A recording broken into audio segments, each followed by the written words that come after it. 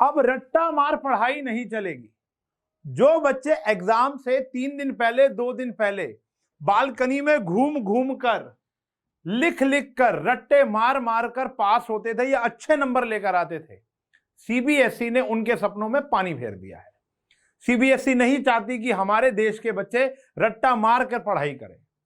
तो जो बच्चे रट्टा मारकर पढ़ते थे या एग्जाम से 3 दिन पहले 4 दिन पहले जाग कर पढ़ाई करते थे, तो भैया ये वाली वीडियो आपके लिए है, क्योंकि आज मैं आपको बताने वाला हूं कि सीबीएसई लेकर आ रही है बहुत जल्द एक नया सैंपल पेपर, एक नए पैटर्न का पेपर, जिसके अंदर रट्टे के लिए कोई जगह नहीं है। वहां आपका एप्टीट्यूड, आपकी कंपिटेंसी, ये सब चेक की जाएगी। आप सिर्फ चैप्टर पढ़ लिया, क्वेश्चन आंसर याद कर लिए, या एक अकाउंट्स का क्वेश्चन कर लिया, मैथ्स का वो वाला क्वेश्चन इंपॉर्टेंट था, भैया अब ऐसी चीजें भूल जाओ। सीबीएसई ने एक सर्कुलर जारी किया जिसके अंदर यह लिखा था कि 2021-22 यानी जो पिछला साल था उसमें इस आधार पर पेपर लिया था। आपको पता था लास्ट ईयर कोविड के पॉइंट ऑफ व्यू से देखो पेपर लिया गया, 30% सिलेबस डिलीटेड था और एमसीक्यू बेस्ड था। लेकिन अगर हम बात करें मेरे प्यारे बच्चों कि 2022-23 में एनुअल स्कीम लागू हो गई, मिड टर्म वाला पंगा खत्म कर दिया 10th और 12th के बच्चों का।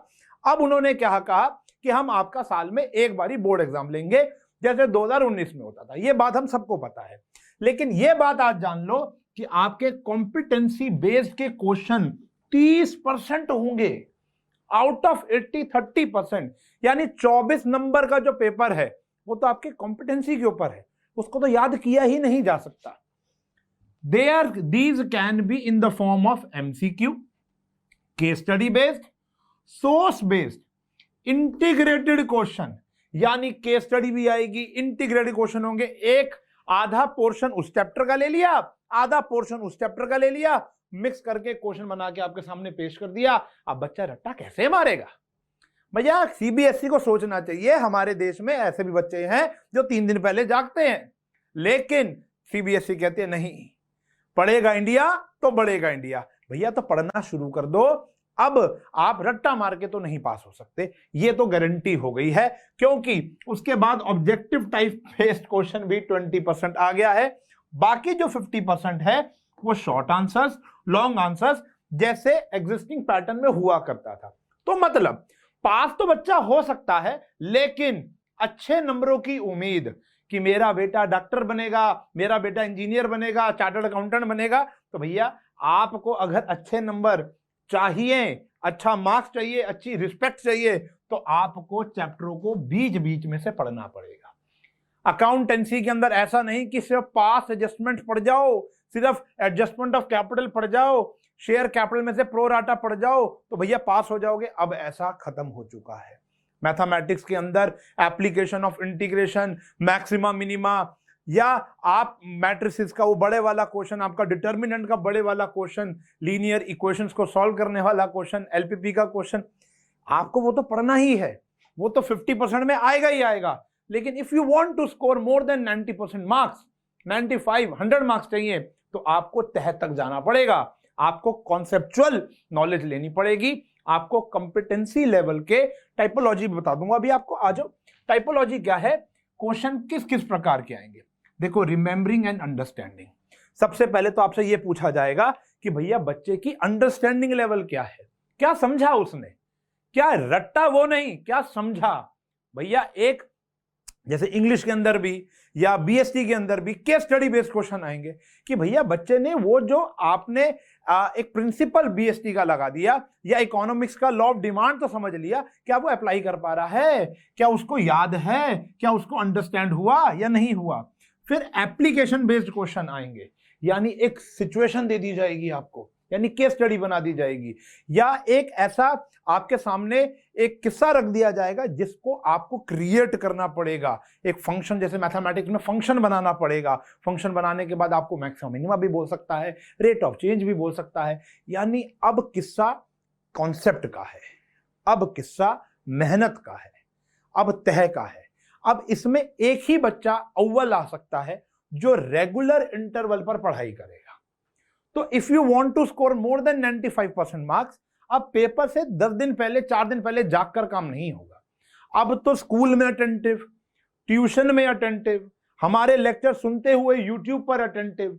जब आप पढ़ाई कर रहे हो तो क्वेश्चन के पीछे नहीं भागना, आपने कॉन्सेप्ट के पीछे भागना है। भैया क्वेश्चन तो हो जाएगा, लेकिन कारण क्या है ये तो पता लगाएं।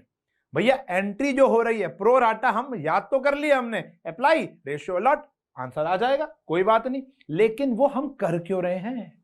प्रो राटा की सिचुएशन पैदा कब हो गई, उससे निपटा कैसे जा सकता है, क्या सेक्शन लगा, कौन सा सेक्शन सिक्योरिटी प्रीमियम रिजर्व को टैकल करता है और वो क्यों करता है, ये सब जानना आपके लिए बड़ा जरूरी है।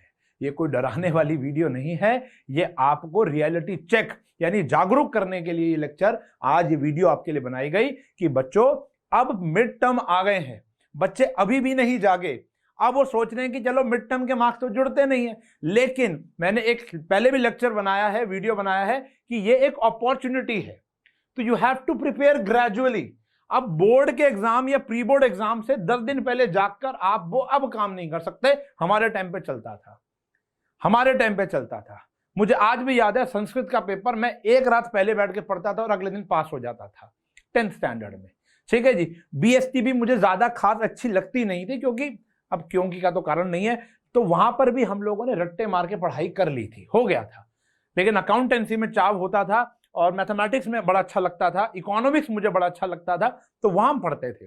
बीएसटी बोरिंग लगता था तो हम पढ़ते नहीं थे। लेकिन आज के टाइम की बीएसटी अलग लेवल की हो भाई, मजा ही आ जाता है सुनकर। और क्यों? क्योंकि कॉन्सेप्ट इतने प्यारे हैं, कॉन्सेप्ट जीवन से रिलेटेड है, अकाउंटेंसी के कॉन्सेप्ट जीवन से रिलेटेड है। और 12th और 11th की अकाउंटेंसी तो मैं रोजी रोटी कहता हूं। तो कॉन्सेप्ट के पीछे भागो, जीवन भी सुधरेगा और 12th में मार्क्स भी आएंगे, 11th में मार्क्स भी आएंगे, 10th में मार्क्स भी आएंगे। उसके बाद एनालिसिस, इवेल्युएटिंग, क्रिएटिंग। क्रिएटिंग का मतलब क्या हो गया? खुद फंक्शन बनाना है, खुद चीजों को बनाना है। मैथमेटिक्स में फंक्शन खुद बनाना है, समझ रहे हो? अब मैथमेटिक्स में बहुत सारे चैप्टर जहां पे आपको फंक्शन खुद बनाना पड़ता है। मैक्सिमम मीनिंग वाला टॉपिक है, एओआई आपका टॉपिक है, डिफरेंशियल इक्वेशन आपका ऐसा टॉपिक है जहां पर आपको फंक्शन खुद बनाना पड़ता है।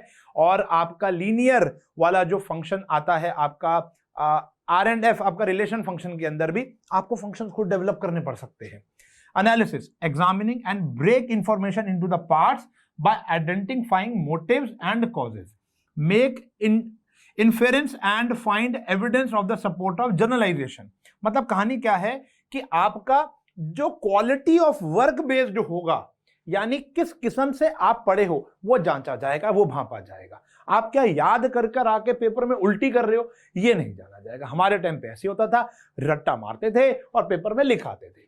अब के डेट में सीबीएसई चाह रही है बच्चे काबिल बने। ठीक है जी। एडुकेशन अलग चीज है, ट्रेंड वर्ड अलग चीज है। जो बच्चा याद करके सेम चीजें लिख कर आ रहा है उसको एडुकेशन नहीं कहते, ये हम पहले भी बोलते थे। लेकिन अब वो जो बच्चा आपकी क्लास में रट्टे मार मार के 100 नंबर ला रहा था ना, अब वो भी, उसकी भी खैर नहीं है, उसको भी तह तक जाना पड़ेगा। ठीक है जी, बात समझ में आ गई? तो टोटल 80 मार्क्स का आपका प्रैक्टिकल पेपर होगा, थ्योरी पेपर होगा, 20 नंबर का प्रैक्टिकल होगा। और सीबीएसई इन सारी चीजों की जो सैंपल पेपर है वो बहुत जल्द, मतलब आज आ जाए, कल आ जाए, परसों आ जाए, कभी भी आ सकता है, वहां पर आपको देखने को मिलेगा ये वाला सिस्टम कि भैया 55% यानी 44 मार्क्स का जो पेपर है वो तो रिमेंबरिंग और अंडरस्टैंडिंग के ऊपर है। ठीक है जी, जो पहले आता था। फिर अप्लाइंग, जिसके अंदर एमसीक्यू, केस स्टडी वगैरह, नॉलेज और फैक्ट के ऊपर है, वो 23.75% के ऊपर है, यानी 19 नंबर का पेपर। और 17 नंबर का paper case study, application, creation के ऊपर है, फंक्शन बनाना, मतलब बहुत सारी चीजें हैं भैया। तो इसको आपको तह तक, हर एक सब्जेक्ट को आपको तह तक पढ़ना बहुत जरूरी हो गया है। ठीक है जी। तो अब जैसे ही सैंपल पेपर आएगा, हम उसको यहां पर आपके सामने पूरा निचोड़ देंगे, पूरा बता देंगे कि किस चैप्टर के ऊपर आपने सबसे ज्यादा ध्यान लगाना है और किस टॉपिक को आपने इग्नोर कर देना है। ये सीबीएसई का सैंपल पेपर, ये ट्रेलर होता है, ये टीजर होता है, जो बोर्ड में आने वाला है, प्री बोर्ड में आने वाला है। तो बड़ा मोस्ट अवेटेड होता है। पिछले 2 सालों से इसका क्रेज खत्म हो गया कोविड करके, लेकिन आप ये कह सकते हो कि इसको जानने के बाद, इसको पहचानने के बाद हमें एक मार्गदर्शन मिल जाता है कि हाँ भाई हमारा गोल क्या है और उसको अचीव कैसे करना है। तो मैंने आपको धुंधला धुंधला तो भी बता दिया कि focus on concept, focus on factual base, जो मतलब उसके ऊपर फैक्ट लग रहा है, कॉन्सेप्ट लग रहा है, रादर बीइंग आप उसके क्वेश्चंस के ऊपर भागे पड़े हो। Question practice is important. लेकिन क्वेश्चन याद करना, मैथ्स का क्वेश्चन, अकाउंट्स का क्वेश्चन, बीएसटी का क्वेश्चन याद नहीं करना, अब आप समझना है, ठीक है ना। बाकी अब पेपर आएगा तो आपके सामने यहीं पर ही हम लोग उस सारे के सारे, चाहे वो अकाउंट्स का हो, मैथ्स का हो, इको का हो, बीएसटी का हो, हर एक सिलेबस को हम यहां पर, हर एक पेपर को हम यहां पर एनालिसिस करने वाले हैं। और अभी तक आपने चैनल सब्सक्राइब नहीं किया तो कर लो, दोस्तों के साथ शेयर कर लो, क्योंकि आने वाले कुछ दिनों बाद हम इतना इंपॉर्टेंट चीज यहां पर कराएंगे जो प्री बोर्ड और बोर्ड दोनों को फोड़ने में आपकी मदद करेगी। ठीक है जी। तो आई होप मेरी इस बात को आपको समझ में आ गई होगी कि अब रट्टा मार पढ़ाई नहीं चलेगी। मिलेंगे आपसे अगले सेशन में, तब तक के लिए bye bye, take care, have a nice day.